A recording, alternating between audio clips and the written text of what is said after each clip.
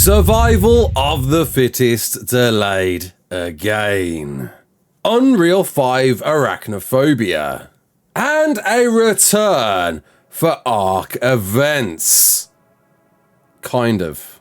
You're right, kids, it's Raasclark and welcome to your regular ARK community news. Before we begin, don't forget to hit that like button, subscribe, share around, and let's get into it. So, the Community Crunch dropped last night. First off, in support of Black History Month, where Wildcard are showing their support towards African American contributions in the tech industry by making donations to Code 2040. Great to see Wildcard once again illustrating the importance of diversity, and I guess quite a fitting image to use. So let's get the bad news out of the way first. Survival of the fittest console players. Sadly, yes, it was announced earlier this week that it would be delayed from its original launch day of the end of last month, that then was hoped to be released this weekend. Well, sadly, it's delayed just a bit longer.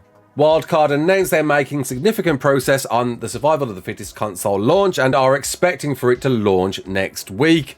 Stay tuned for more news. A big shame to see it's further delayed, related to a bug on Xbox One and PlayStation 4, the previous gen consoles, and hopefully this will drop next week as they intend. With the crossplay functions we still expect, whilst a lot of people are assuming that we won't get crossplay on launch, there's no reason to speculate otherwise. During this trailer, it was said at the end console crossplay will happen, and we're still believing that to be the case, though new balances are still ongoing as we speak. The Steam version has seen a variety of changes with an expected Reaper nerf, whereby in fact it's almost completely useless, with surprisingly the Giga and Kaka being even more powerful than they once were.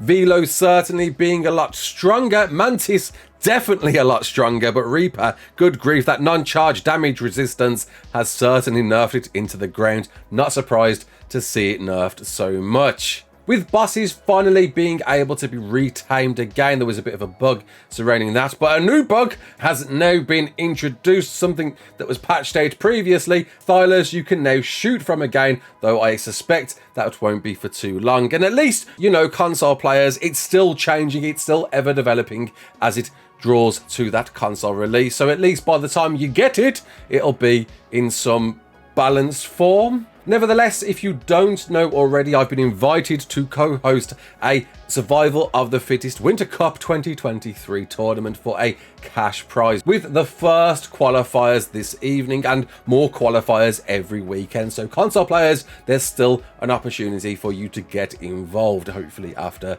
the console release next week, and if it definitely does drop with cross play. But either way, it's going to be really entertaining. Can't wait to see you there. It'll be on this channel, and Icebox and Omni will be streaming this as well for the grand prize of $1,000, sponsored by G Portal and Noise. The ranked dino vote is still ongoing. That's right, you've got until Feb the 6th to go through to this list. I will leave a link to this in the description, where you pick your numbered 1 to 10 favorite dinos, from the one you want the most to the one you least want the most, and hit that submit button. This isn't my order, nor was the one before. That was an illustration of what to do. People thought I was trying to convince you to vote for certain dinos. I'm certainly not. All very interesting submissions indeed, and I look forward to revealing perhaps my actual favourite after the vote, and look forward to seeing who the winner is. There's some great submissions, a lot of them I would like to see in ARK, and we'll have to wait and see which one does come in ARK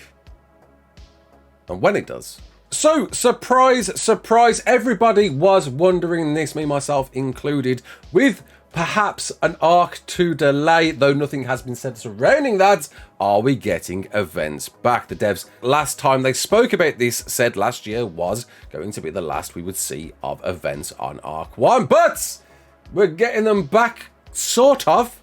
As the devs say, although traditional events like Love Evolved ended last year, we still plan to do themed Evo events that are timed around the same time we would do the traditional ARK events. In this case, we're kicking off a Valentine's Evo event in place of Love Evolved. The skins and cosmetics from past events are available in the HLNA shop. meaning at least something for PC and console players. Whilst you're not getting the things like chocolate boxes for this event and the next events that are still to come, you will still get the breeding and maturation rates from these events, and of course the wild coloured dinos that you get during those events. So not a massive loss. You still are losing a few things, you're losing the cosmetics, but you can sort of get them anyway through the store, so not missing out too much there. Though chocolate boxes were a great way to cheese breeding and certainly boss rushing and I guess tanking on PvP. Those who know, those who do.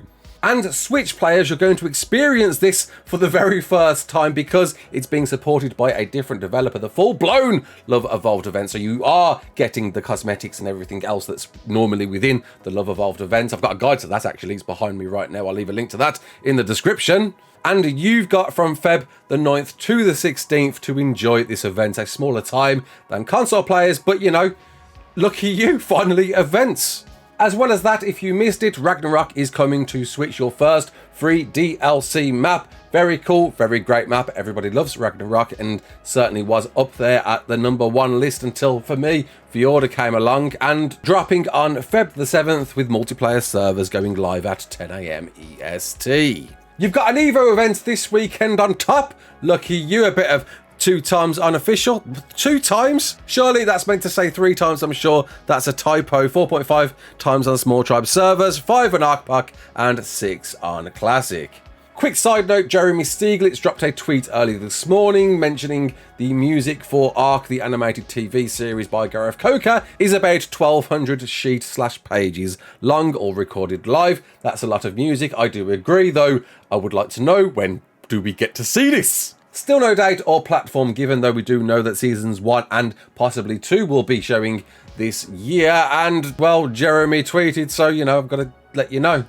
Nakatus! You know him, I've talked about Nakatus plenty of times before. Creator of Valguero and Fjorda and now Svartalfheim has been diving deep into Unreal Engine 5 lately, coming up with a range of cool, awesome looking images. One of Shadowmane, fluffy stuff. He's got fluffy creatures working correctly now in Unreal Engine 5 using the assets in there. There you go. There's loads of these out there on his Twitter. I'll link to that so you can have a look for yourself. This one I love in particular. Smithy looking very wooden, very crisp, very clean, very HD, I guess, in some sense. Definitely a step up from ARK and a pleasure to see, kind of get an idea of what to expect with ARK 1.5, ARK Unreal Engine 5, whenever that update comes out, with another look at Power Jennies, anybody? Very flashy, very shiny, very polished, and a fabricator actually kind of looking like metal. Cue a bunch of suggestions from you loving community people out there.